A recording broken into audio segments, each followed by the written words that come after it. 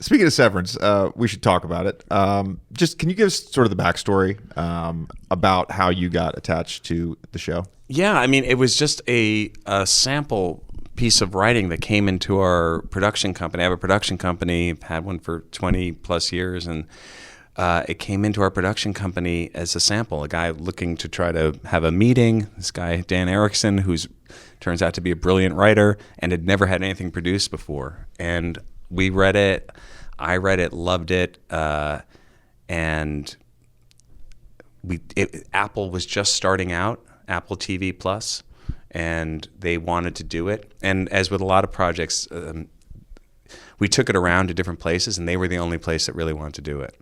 I've found that over the years, things I've made where it's just like there's not a lot of people who want to do them, but we find one place or one person that believes in it.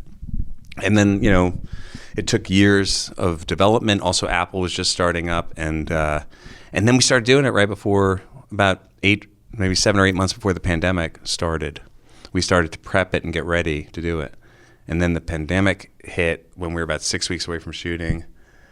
And it's been a long process, a really long process. And a lot of it, we got delayed a number of times while we were shooting it too. But I think a lot of those delays ended up helping the show get better because we had time to kind of go back and regroup and rewrite and have more time to prep it. And but it's an interesting concept. I just was fascinated by the concept of like, what if you could put a chip in your head and you forget who you are when you go to work, and then when you leave work, you don't remember what happened.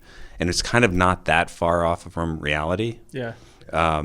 And it just happened that when the show came out, after all the last few years, this sort of work-life balance question has really, it's really sort of hit a moment in time when people are really questioning what it is to go to work and how important it is to work. And we even felt that while we were making it. I mean, there was stress and tension from within the crew and the cast of having to go and do this thing every day. We shot for something like 140 something days, and every day going and testing and being in the PPE and doing working these hours.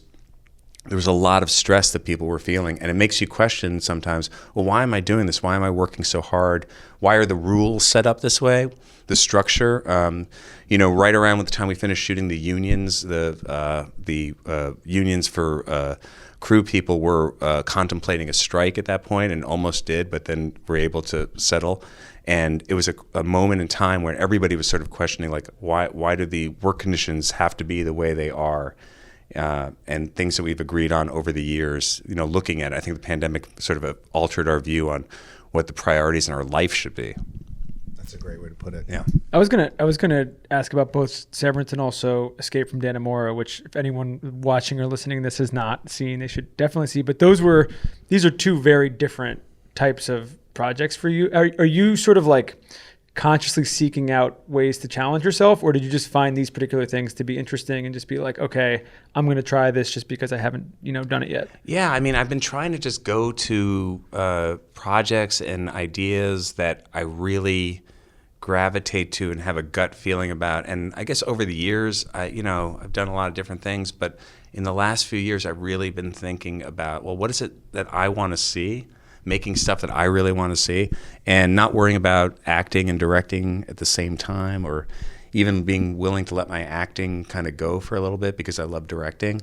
So that's sort of, I think, has been in the last 5 years, and just going with a gut feeling. So when Escape at Dannemora was just the story was so interesting to me, and I loved that genre, and it also scared me a little bit because I'd never done something in that prison world, and I've always been sort of had nightmares about going to prison. I just don't want to go to prison.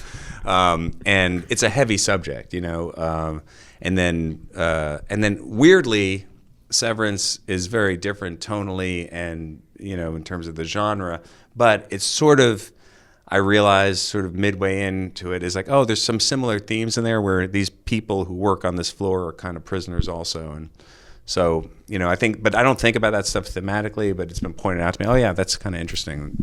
Maybe it's the same world. On the topic of reception, so on one end of the spectrum, Severance. Right. Let's say the other end of the spectrum is Heavyweights, right, just in terms of Rotten Tomatoes. Right. Is there a project you've done, either as a director or as an actor, that you feel like is very underrated? Oh gosh. Not necessarily by Rotten Tomatoes, but just in terms of either box office or like we've touched on the cult classics, of course. Right. But like, is there something that you're like, man, it's really good? Yeah, I mean, I don't know. Like, it's hard to. I don't get into analyzing my own stuff because it's sort of, I don't have perspective on it. I have feelings about the experience, and then but I don't look at stuff that often that I've done. So like to really like maybe something I thought was good that I did 10 years ago, I unless it maybe somehow comes up on, flipping the channels or something, and then even then it might be like, I can't deal with watching this right now.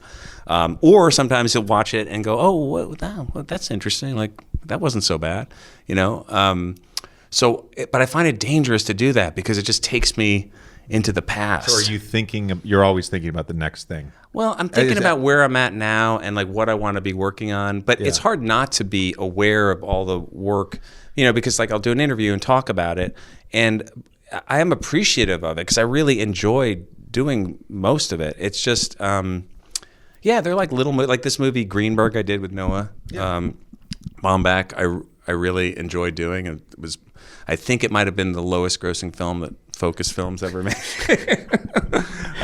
Still a record. But really, really loved making it. And gosh, I don't know. I mean, over the years, just, the actual success of a project doesn't really correlate necessarily with your feeling about the experience or what it is.